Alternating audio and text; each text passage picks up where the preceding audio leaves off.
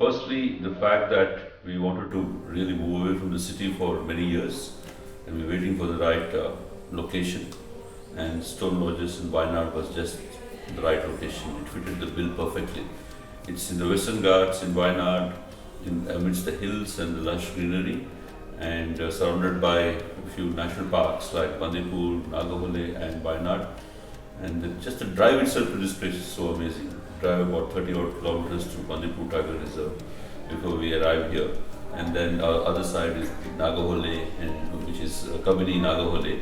So the very fact that we're surrounded, the feeling of being surrounded by all these national parks itself is fantastic, apart from being in such a lush green surroundings.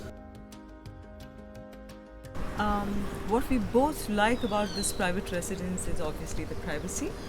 Just 13 villas and 13 acres, and amazing architecture, and connectivity to international airports or domestic airports. Closeness to wildlife sanctuaries, hill stations like Ooty. Coorg is also very close by, and I think it has the best of both the worlds in terms of its location.